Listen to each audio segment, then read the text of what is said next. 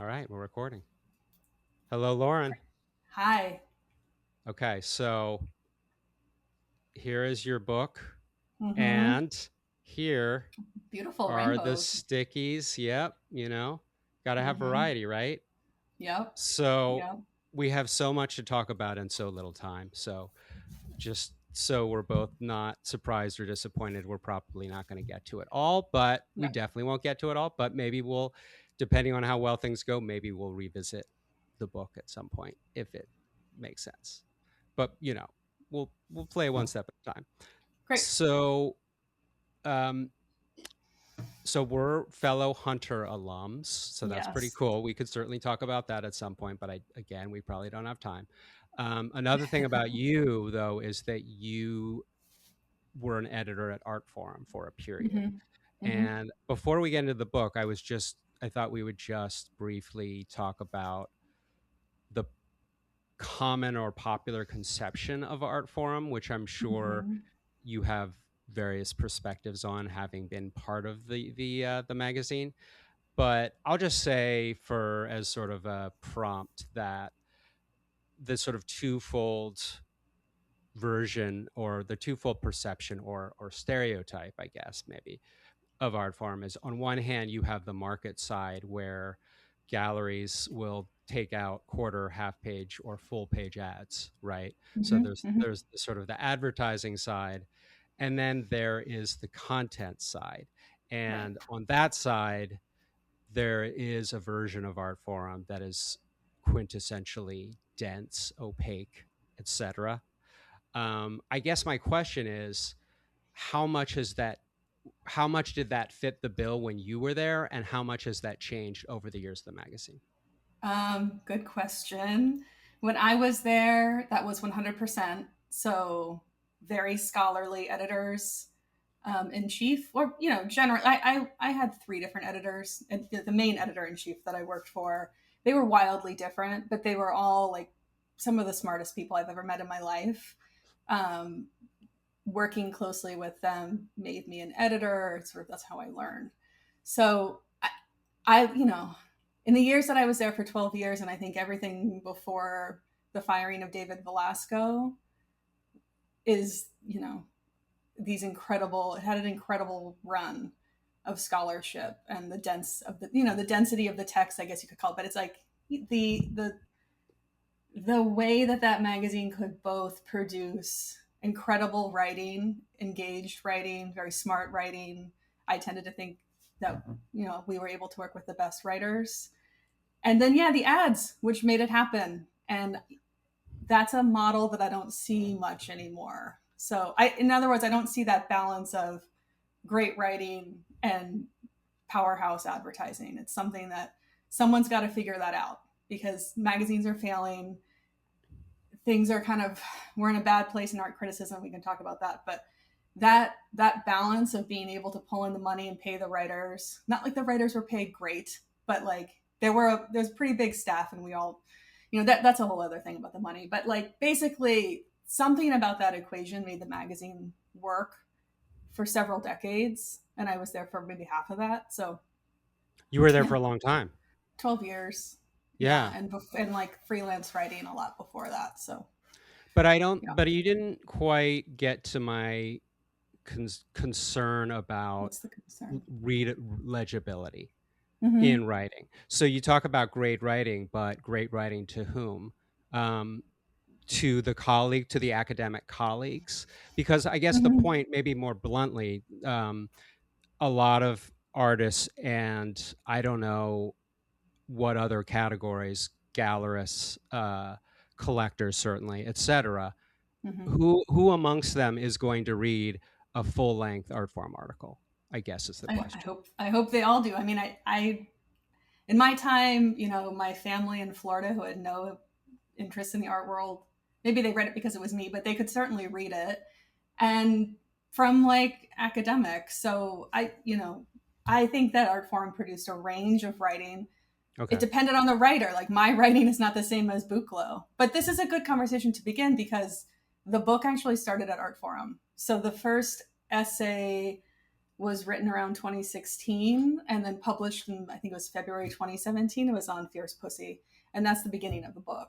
Right. And there are Right. a couple other essays that I wrote for Artforum that ended up in the book. But yeah, it's just like, 2016 happened, Trump was elected. I started to write a lot about activism.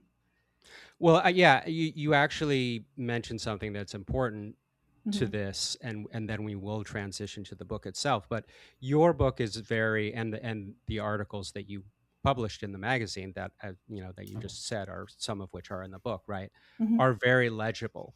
Mm-hmm. Now, I don't want to get too, we don't have to go down this rabbit hole at all, but I just want to Mm-hmm. clarify a little bit further that, on one hand, if I had been reading your articles from this book in the magazine, yeah, Mm-hmm. this is legible. This is something that Mm-hmm. I don't have to go be, frequently running to the dictionary for. But there Right. are others that were so dense and opaque that, Yeah. and the caveat that I want to add to this is this: the last time I read one of those feature articles was a long time ago, and Okay. I guess I would hope that if I were to revisit it now, it would be a different experience because of life experience, reading experience, etc. But Right. I will Mm-hmm. tell you that I read a profile, I don't know if it would be called a profile or a study, of Wade Guyton. I don't know Mm-hmm. if you remember if that was from your era or not, but who's an artist Mm-hmm. who I was quite into at the time. Uh, Mm-hmm. and I couldn't tell you a single thing about what I read in that Mm-hmm. article because Mm-hmm. it was just so dense. Mm-hmm. Anyway, It for what happened. it's I'm worth, not going we to. don't It have to go there. happened. Yeah, yeah, It yeah. did Okay, happen. Yep, it right. happened. All right. Well, let's move on then to your book. Okay. So, the first thing, as you know, that I wanted to talk about is the fact that you've taught activism. So, I'm going to Mm-hmm. just quote from your book really quickly, and then we can talk about that. Okay. So, you write in the intro, increasingly artists describe themselves as activists, but has the term become normalized, instrumentalized? Some veteran activists have abandoned the term altogether and prefer to be called community organizers. Meanwhile, activism seems to mean multiple things, from signing petitions and clicktivism, that's me, on social Mm. media, to risking arrest and direct action. Artist led activism is the subject of classes, some that I've taught. It's a concentration in some art schools, and it's an ongoing presence in numerous museum and gallery exhibitions. In short, it's timely to cite the most common refrain. But when is it not? Mhm. So, my question, well, first of all, let me just say in passing that I've never heard of the term collectivism, but I Oh, was like, oh, yeah, okay. that's what I do. It's been That's around a what I long do. time. So, Yeah. yeah, Mhm. thank you for introducing that to the vocabulary. What what were your classes like when you taught activism? To what extent were your classes on activism uh, implicitly designed to get artists to be more involved? Oh, good question. Well, the classes were there were several of them, and mostly at Hunter. They were half MA art history candidates and half MFA fine art candidates. So there was a good mix there. I was not trying to get artists to do activism or become activists. In fact, I think working with the artists, the young artists, emerging, I guess we could say emerging. Some were not emerging; they were getting their MFA after several years of work. Um, the point was not to make them activists or anything like that. They came to the class because they were interested, and if something sparked them or put a fire under them, I encouraged it, and you Yeah. know we would talk about resources and people to collaborate with, and we would continue to have studio visits. A couple MA theses came out of the class that I taught, which was really exciting to see. Like the art historians continue to engage with the material, take it seriously, do incredible primary research on topics that were not sort of obscure or niche. So it was very rewarding, and as you know, um, I'm sure, at least for me, it's like Hunter is kind of the best. So amazing people to work with, amazing students, amazing faculty. Like I feel very lucky to be there. Yeah. Is it, I'm gathering from the context that maybe what's amazing about some of the students is that you did mention people who are artists who are not emerging, right? So have been working for a while. There were Is it some. is it kind of, is that part of it, that they're coming, that they have a certain amount of life experience that they're bringing to your classes. And then I guess in other cases, the ones who are younger, they are, I don't know, city kids, with who bring their own sort of urban education to Or the they just class. moved to New York to go to Hunter. There's always, I mean, as you know, at Hunter, the model at Hunter is that a lot of people work full time and do the degree at the same time, both in Yeah. the MFA and the MA. But particularly in the MA, though, you've got people. All of the MA classes are at night for the most part. So I teach at 7 o'clock at night, because people are at work all day, and that's what makes it so fascinating. People have real world experience. People have had jobs for many years and come to the degree, so they already have some interest. Typically, they come to the program with a project in mind, whether that's their thesis or their MFA. Their project they've been tinkering away for a while. You don't tend to get people just right out of undergrad. People have usually at least taken a year to get state residency, because it's a public school, thank God. So Yeah. that's one thing that usually, that's how I ended up there. Took a year to get residency and then went to school there. So you didn't, it makes sense that you wouldn't like be pushing activism on them. You're Mm-mm. teaching them about the history of activism, right? Essentially, Mm-hmm. and whatnot. Yeah. But is there a certain amount, is there a certain hope that you have that they will on their own get involved? Well, I guess the honest answer is yes. Like, Right. yeah, I mean, and it's the same for people reading the book, right? Like, the honest answer to that is yes. Like, please be inspired, or find the problems that need to be fixed, and also find the problems with the activisms in these case studies, and maybe figure out different ways to do it that might be, more effective. I don't know. Effective is a hard term, but so yeah, I mean, yeah, yeah, sure. It was about getting people motivated. The class was largely taught during the Biden years, and so, but a little bit of the Trump years too. So anyway, I I tend to take a kind of political, pessimistic point of view, and teaching the class was a place of, and writing the book was a place of putting sort of both our sort of rage containers, but also sort of ways to inspire difference. Yeah. And then there's the the reality that it was brought up in a well circulated article recently, which I think you might know what I'm referring Mm-hmm. to, Yeah. that if you are an artist and you're working a day job, Mm-hmm. when do you have time to be an activist, right? Mm-hmm. That there's not enough time in the day Right. for activism. And that's actually where, I guess, sadly, I don't want to, preface it too much. I'll let you decide, that collectivism really does become this thing that we can do, on a daily basis for whatever it's worth. Um, but organizing, and especially on the level of pain, and even more involved projects, can become a full-time thing. Absolutely. So Yeah. yeah. Yeah. So I guess it's a spectrum, obviously, but I think the reason, the sort of preface of my conceit of my question is, um, can you be an artist and who has to make a living and still Mm-hmm. do activism, right? That's the Yes. And challenge. and I think it's important to talk about how activisms expire.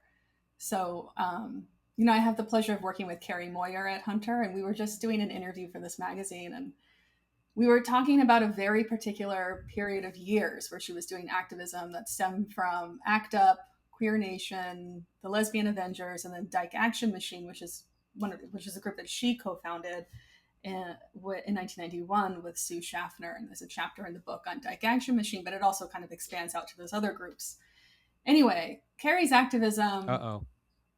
in all Oh told, boy. was like maybe 2 or 3 years, like intense, not in the studio, like basically making these campaigns for DAM, Dyke Action Machine.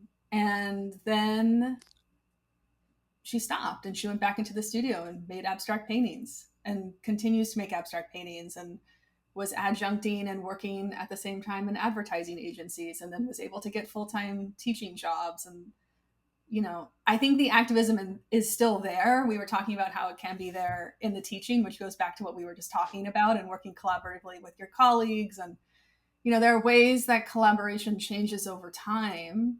So it never really went away for her, but the hardcore activism was like a couple of years. Yeah. And then Right. it That's what expired, right? The that project and then expired. right, got it. And what is your general sense from having written all the articles in the book, what post expiration looks like for Oh, a oh, that's a given good. artist? Yeah. Yeah. Yeah. That's great. I mean, I would have to get really granular with each person. Like, we can Right. talk about Rick Right. Lowe. Rick Lowe begins kind of like Carrie, art school, good longer period of activism, like good 20 years with Project Row Houses in Houston. And then at some point decides he's done. And for him, he said the activism had expired. Like, my work was done. I did what I wanted to do. It became this huge nonprofit. We were hiring full-time staff. Grants were coming in, and I could step away. And I wanted to step away, and it was time. And then goes back into the studio, also makes abstract paintings, and is working with a big gallery. So, everyone, it was different. Benny Andrews in the BECC, or the Black Emergency Cultural Coalition. The activism is sort of on and off for decades. Like, I guess he is someone who really kept the activism up, from the late 1960s, at least through the 90s, on and off. And then there was a period in the 80s where he worked for the NEA. So, kind of both insider and outsider roles, which I find are sort of artist becomes administrator, which is another way that activisms expire. And then he comes kind of back, and the activism never really leaves for Benny, but it goes in and out. And then, like, Nan Hmm. Golden is another great example. Nan Golden, decades of an art career, no activism, like, was marginally involved and, more or less like an observer of ACT UP, but not particularly like a stakeholder in it. And then, after decades of a very successful art career, decides that it's time to put her body on the line, her work on the line. The activism is more important. She doesn't care if that wrecks her art career, and she moves forward. Not everyone can do that. Nan Golden is a really particular example, right? For sure. So there's a couple examples right there, and there's so many more in the book, but I think for everyone it's different. And as you're talking about that, you're making me think about just activists. Is Mm-hmm. that a role that inevitably was something that you became more uh, familiar with, through your work? Like, I'm thinking, for lack of a better example, and his name is completely eluding me at the moment, but I'm thinking of the guy who was incredibly associated with AIDS activism, if not ACT UP itself. Do you know who I'm talking about? He Are we was a talking real about an curmudgeon. artist, or No, I'm are you talking about about. I'm Larry talking about it. Kramer? I'm talking about a senior gay member of the AIDS/ACT UP community who Not was an kind of a real artist. curmudgeon. Not as Yeah, no. Larry Kramer. Yes, Yeah. exactly. Yeah. Yeah. Like, is that an example of somebody who's kind of like a full-time activist, or, Mm-hmm. of sorts? Oh, sure. Yeah, and there are so Yeah. many, right? Like, there are so many. Right? The full time, full fledged. I don't know if it can be really full time, because this is really intense work. People take breaks, but Sure. Sure. they need to. But yes, there are many. There are many, many. We can talk about the civil rights movement as being kind of like a primary example. Yeah. Feminist movement being another primary example. But yeah, that's when I did book events, I did one book event at the New York Public Library in last July, and someone in the audience was like, "Why are you focusing on artists? What makes them so special? Why can't you talk about other activists too?" And I said, "Oh, I get it. I understand like where this question is coming from. I had to make an argument about what I thought artists brought to protest, which I think Yeah. is different from Larry Kramer, right? Right. So, What did you say? What else did you say to this question asker? well, first of all, I said I don't think that artists are necessarily more special. Let's just get that clear. Like, I'm not trying to create a hierarchy between artist and non-artist. That's not the point. artists have day jobs, artists have responsibilities like spouses, children, families to take care of. They can barely pay their rent. Like we're talking about, if we are talking about a population in terms of its special, unique capabilities, it's like beleaguered, right? Like not given enough funds to live. So, and then trying to like make art. So that's the enraging part of the story. But so I said, Yeah. in any case, this is a population that's already hobbled, you know, like having a hard time getting by. If that makes them special, I don't know.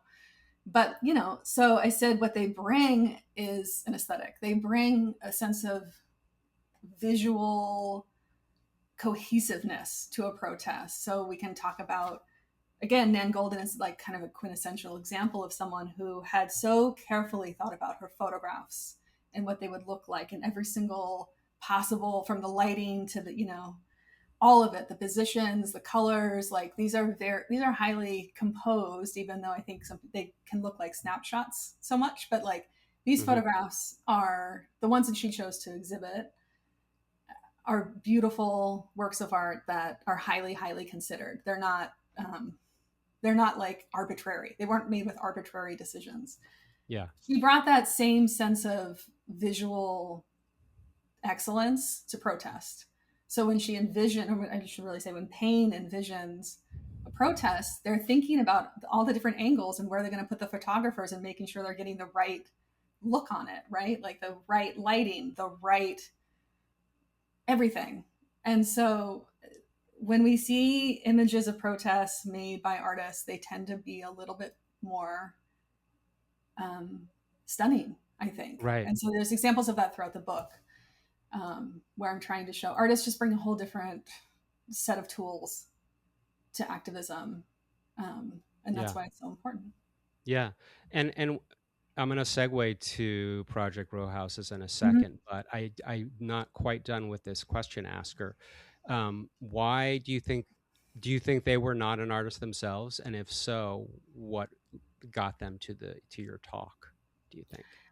I don't think they were an artist. I didn't ask them. I had the sense that they weren't, but I could be wrong. I mean, it was just an interesting question to ask, if one is an artist. But so that was a talk for the general public, widely advertised through the New York Public Library's channels.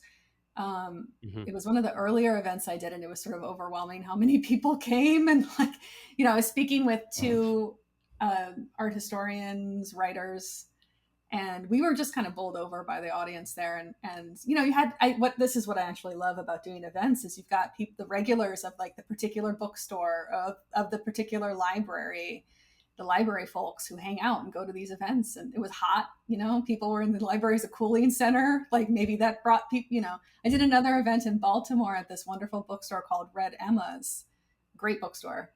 Mm. And then right before the event started, this like thunderstorm, the sky broke open and started raining, and it seemed like everyone on the street in Baltimore, like a large population, rushed into this bookstore. So you just had like folks, you know, people who wanted to get a coffee and like listen to some people talk about activism and art for an hour or so, and it was fun. So you never know. I don't never understand the audience, and I find it thrilling to have, you know, this kind of discourse with like it's very different from my days at Artforum. I can just put it that way, which felt a little bit Yeah. more audience is more kind of insular. I kind of understood who they were.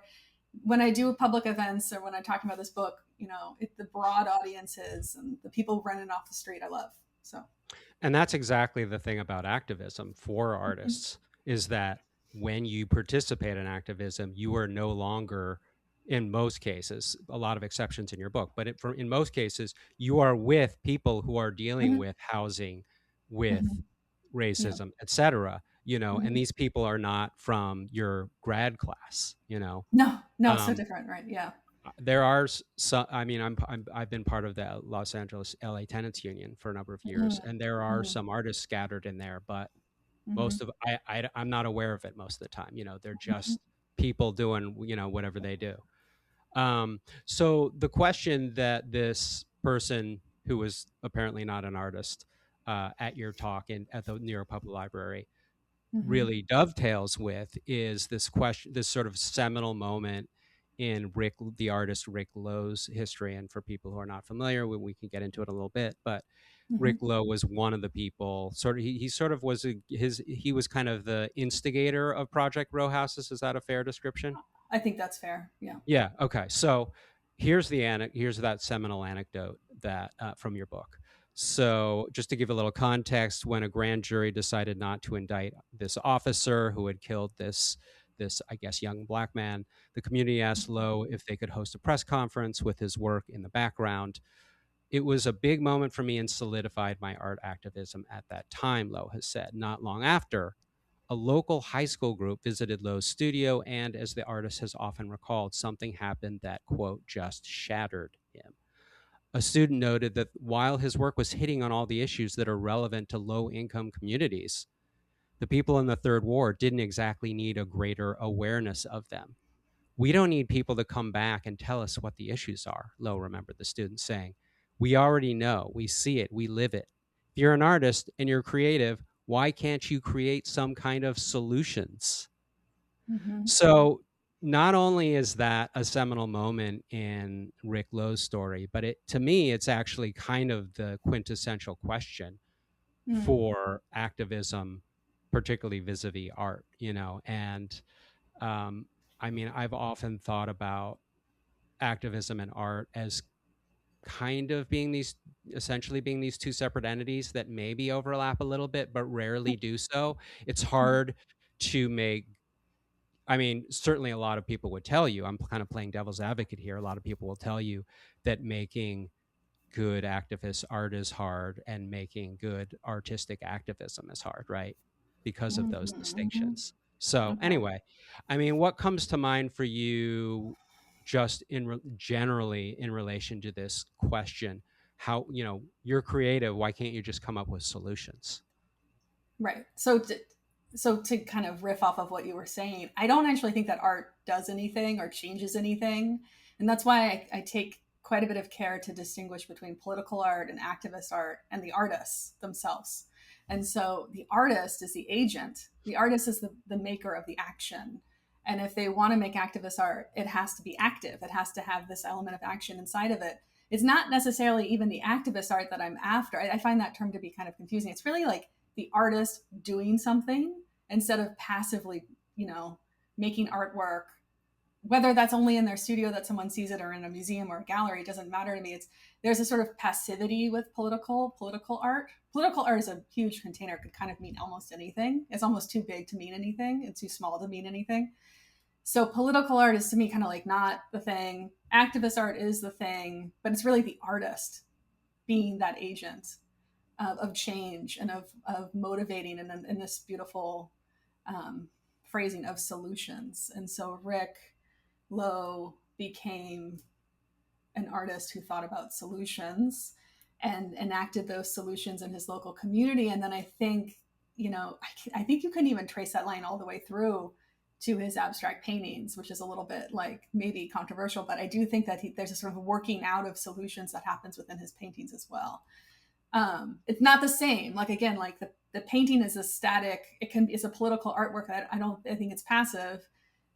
What he did with Project Row Houses for decades was um, real activism, right? And so some people would call it activist art. Like I tried to make a case for it as activist art. You know, for people in the community, it was like community building. You know, it was real. You know, sort of could be just called plain old activism as well. So, but since there were so many artists involved, and since it was about creating affordable housing for artists in particular, and making sure that artists always lived within that community and always had places to show and always have studios, I Mm, think that it's powerful activist art. Yeah.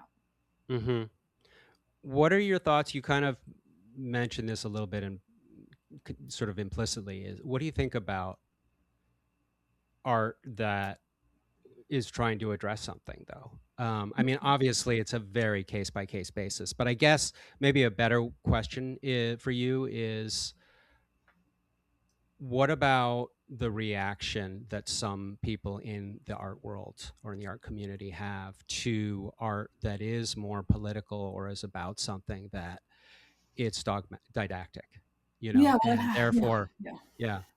This is why political art has a really bad rap, right? Like there's a bad odor around it or something, and easy to hate. Um, easy to love. I mean, I like I said, I think that term is just way too big and way too small. It just means nothing. And I don't know what art isn't political. I sort of agree with Tanya Bruguera, who I mentioned in the book, but and briefly there could be a whole other chapter on her, but that everything is political. For me, everything is definitely political. So my life is political, every single element. So art is political. I don't know of art that's not political. I think there are always political choices involved, and the standing of the artist is political. But these are things that I find to be kind of mundane, like not interesting to discuss. I would not want to write a book around like philosophies around this idea. I think it's sort of almost a given. Like it's surprising to me that it's 2026 and people still have ideas that art is not political in some way. Like I just don't understand that. I mean, sorry, but I find it to be regressive. I think it's extremely political, but I don't think that those are interesting things necessarily to write about. I think what's interesting is the action Mm-hmm. element and the doing of things. And I think all great art has something behind it, some like thing it's trying to work out, questions, some sort of statement it's trying to make, something it's trying to, whether it's puzzling out something or whether, whatever the content is. But there's a difference between, the artist doing something, often with other people in a public space, Mm-hmm. outside of their studio. This is never really about the studio. I don't really write about the studio that much in the book, though all of the artists have studios.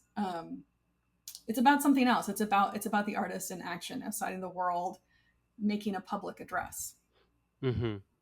Well, I mean, this is not necessarily a rabbit hole or a debate that I want to get into, but I mean, you did provoke me a little bit because I think um, there is a difference between somebody who's making work that clearly is catering to the market and somebody Mhm. who's making work that is trying to say something. I Mhm. think those are important distinctions, even if you feel that all work is political. But what artist is going to say they're making work catering to the market? They're never going to Well, say no, that, right? Like, they're not gonna say that. Other people are gonna say that. no. I'm Okay. gonna say that. That's how Mhm. I respond to a lot of art. I Mm. say, okay, you're making something, you're making as pretty, as beautiful and as um, inoffensive and as collectible as you possibly can. And Mhm. I recognize that. I may Mhm. accept it. I may say you're just selling out or you're just catering, to this LCD. So I think for me that's an important distinction as an artist myself. Oh, for sure. And I think that's the beauty of the art leaving the studio, and everyone can have their own opinions about it. So that's the deal. I'm very much in that realm of the philosophy. I don't think the artist can control the reception of their work. I do think it matters what they say. So as someone, my first book is all artist interviews, long, long history of interviewing artists. I take what artists say very seriously. Yeah. This book that we're talking about right now is based on hundreds of interviews, basically. So it's like I do care what they say, but I'm with you that it is the audience who decides what they think, right? Okay. So. Yeah, got it. Okay. Well, let's talk more about Project Row Houses.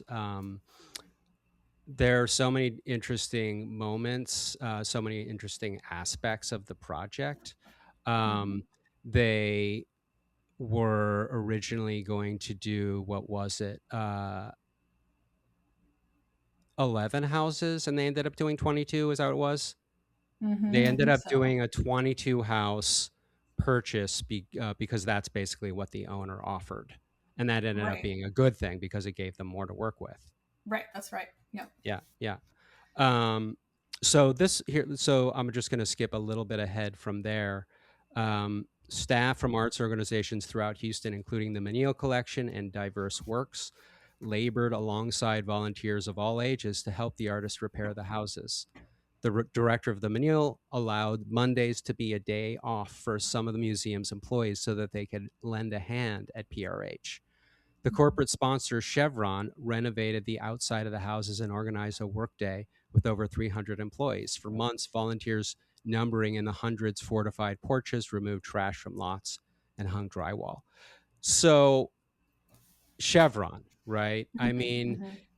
you take when you're building a community, when you're working on an expensive socially engaged project, you take the money from where you can.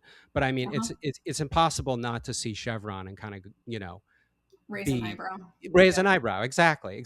Mhm. And I mean, it even kind of correct me if I'm wrong. It kind of uh, sort of dovetails with the whole pain, the OxyContin, the Mhm. Sackler situation, because it's all about Mhm. branding in that case, right?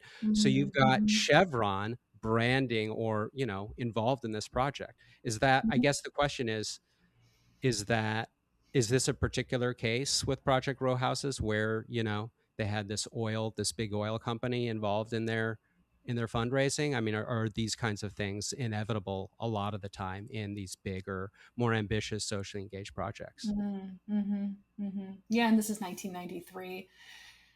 And Chevron Oh, is Chevron huge had a in different Houston. invitation. No, it's Yeah, all yeah. huge. No, but I mean, just like it, pretty much owns the city and lots of employees. So Project Row Like Houses sees an Amazon now. opportunity, kind of, yeah. So it's like they see this opportunity of volunteers coming to help with this massive Right. endeavor, 22 houses, and they're not going to say no to that, right? Like free For labor, sure. like For sure. corporate people coming and getting dirty and getting their hands in there and pay, no, no, that I mean, probably that Chevron did give money. But there, you can imagine them working alongside like the local people from the church and the kids in the neighborhood. And it was a real community wide effort. So the answer is like, yeah, sometimes the money is dirty and you got to take it. And that's just like I'm not opposed, to be honest. Those conversations in America, there's no purity. There's no purity in activism. I think people have to be as ethical as they possibly can be, but it's kind of like hard to compare it to pain. This was really about like getting this initiative off the ground that seemed almost impossible from the beginning. So yes, Yeah. they had to take, and they continue to take money from developers. Like, like there's definitely been critiques of that, and I think the critiques are valid. I don't think Project Row Houses could have become so robust without that kind of corporate effort. Yeah. The question about purity or the label or the establishing purity as impossible, right? That must be Mhm. something. Is that something that in your research um, has become clear? And to give you a little Yes. context, right? Mhm. To give you a little specificity, I should say. I'm in a local grassroots organization, private chat thread, Mhm. and they're talking about, we just had the elections, the June elections, Mhm. Mhm. and they're talking about candidates. And one of the mayoral candidates, like they're questioning on her record on Israel and Gaza, right? And they're like, Uh-huh. no, she did this, she said this, she didn't say that, she's taking, she's kowtowing to Israel, etc. Which is something that is obviously going on Mhm. elsewhere, right? Mhm. But it's like, come on, where's the perfect candidate? There is none. Is there such a thing? Yeah. Oh, definitely not in politics. Oh, no, no. Come on now. So, no. And I think that I mean, there's a lot of wonderful people who have written about solidarity in the last couple of years. And my favorite is Sarah Schulman. And Sarah will argue, and, her book on solidarity came out a couple of years ago, that there is no perfect, pure politics or activism. We do the best we can, but it's not going to help the left if we keep eating ourselves. And we love to eat ourselves. We love to point the finger. We love to make projects and walk away from it very quickly as soon as somebody has done something we don't like. It's I'm guilty of that. Like, let's talk about, I start projects and have a problem with someone and I walk away, and I've done that since I was a teenager in activism. So it isn't helpful to the left that we keep doing this. And so I would leave it to like those people who write so eloquently on solidarity, like Sarah Schulman, to talk about this. But Yeah. So she's a good person to quote when it comes to these. debates, You maybe. know, and Sarah's gotten a lot of flack too. So probably it comes from receiving it from People people. saying, "No, you have to be a purist. You have to maintain your standards," right? Or You did whatever, the something wrong like thing that. on this, and you know, once you've had the finger pointed at you a few times, like you kind of start to develop this other like, oh, okay, it's never going to get better. Like we just keep pointing the finger and like, you know, eating ourselves basically. And I Have think you had that the that's the finger problem. pointed at you, and what has that looked like? I mean, I have, and I think we all. I mean, I don't know how you. Maybe it's impossible not to, you know, in some ways. And I have found it to be a good corrective. You know, I have found it to be helpful to my research. That's one of the joys of teaching is that you get to do this in real time in the classroom, and you have students call you out on something, and you're like, oh, thank God they did. You know, thank you. Is This is there an why I'm very example that careful. comes to mind that you could Well, share? yeah, sure. So in the book, there's a chapter on Agnes Dennis, and so when I worked at Artforum, let's see, I wrote that essay on Agnes in 2018. It came out, I think, in 2019. Um, and I, you know, kind of had this view of Agnes Dennis as being this kind of perfect artist, this perfect activist. And when I taught the class, students would say like, she made monocrops. What are you talking about? She made a whole bunch of monocrops and like didn't give any acknowledgement to the indigenous people of the land. And I thought, huh, okay, good point. So my tune changed on a lot of things. And so the chapter on Agnes is like, has more critique, I would say, than the others. And my editor at Verso at the time, when we were going through the drafts, he was like, I don't know if we want this. I don't think this works. And I said, listen, no, we have to show the flaws. Like we have to show what works and what doesn't work, and we have to point out the problems. Like Yeah. I think it's important to do both. And so, you know, so I think like I'm grateful that I get to teach, and I love, you know, I love it when students, you know, help me learn. Yeah. Well, that's a really good segue to some of the criticism, and we should maybe just elaborate a bit more on Project Row Houses as a project. Mm-hmm. But to give people a little bit more a sense of it. But so let me just start it off, and maybe you can sort of round it out. But Mm-hmm. essentially, Rick Lowe managed to build this community, which has since turned into a nonprofit that manages this street of houses, and there have been, I guess, multiple uh, installations, or street facing art, associated Yeah. with the buildings, and it's provided, I guess, affordable housing. That, I guess, that's Mm-hmm. kind of a It's question not mark. on that block. Yeah, so there's the block. If you go to Houston in the third ward, you're going to see there's a block of white painted houses that function as exhibition spaces and studios. And interestingly, each one has the sponsor above the entrance. It says like sponsored by such and such, and sometimes that's a Mm, corporation, just so you know. And then right. around a 4 block radius, I think it's about 4 blocks. There's affordable housing that was built for the community at very like affordable housing is always this question mark, right? Like Yeah. I think it's in the book somewhere the percentages, the mix. Some of it is market rate and some of it's not. Um, and that I can't remember the percentages right now, but anyway, artists also live in these houses. They're like duplexes. There are many of them. They fill up several blocks. Across the street from them, you'll see condos going up, like hideous looking condos by developers going up at very expensive rates. Yeah.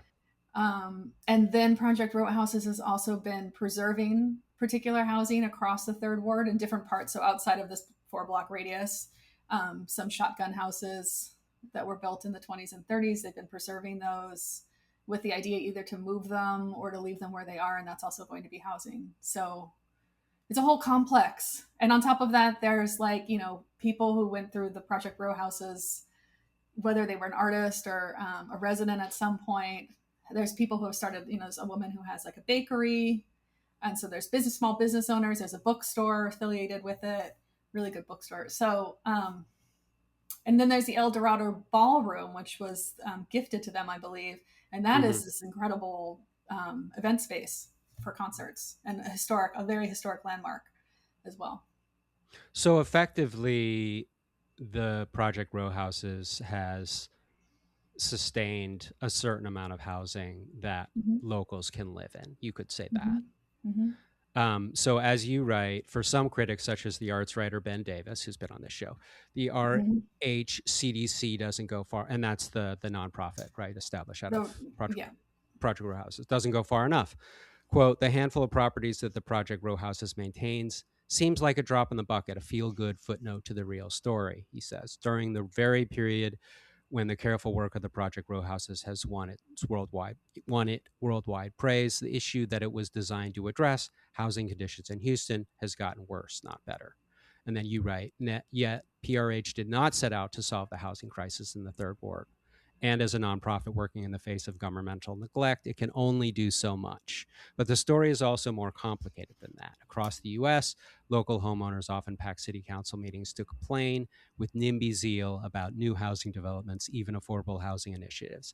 If states could strip the city's power to say no, more affordable housing could be built, and there is an obvious urgency to do so. Project Row Houses is just one example of artists taking the initiative to get things done, and much of the work has been recently happening in collaboration with private foundations as Mm-hmm. public funding for the arts has dwindled. Mm-hmm. So, just for listeners to put things in the larger context of housing, this particularly resonates in a lot of ways with me. But I mean, in California, and I'm sure it's the case in New York and other states, um, you have middle and upper, certainly middle to upper class neighborhoods where the NIMBYs, the locals, do not want any, perish the thought of having an affordable housing building. They don't even want, I can't remember specific examples of this, but this is something that I remember hearing slash reading about.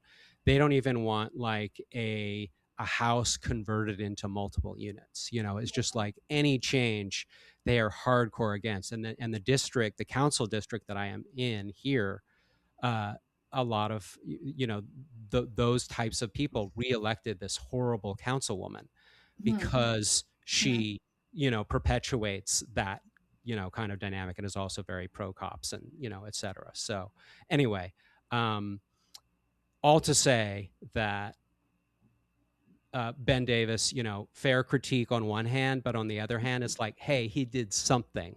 There are very little cases. Show me one other example, Ben, where an artist Mm-hmm. actually added and preserved housing in, a gentrifying neighborhood, right? Yeah. Yeah. Yeah. So there's no question there, but I'd love you to just whatever thoughts come to mind, feel free to run with Yeah. them. I mean, the point of that little paragraph that I wrote was, to say, and I say this in the introduction, I don't think artists solve the, I mean, I think artists come up with solutions. I don't think they solve the problem, right? The people who are supposed to be solving the problem are the council people you just talked about and the Yeah. government people that we let or that we didn't elect in, but who are running this country.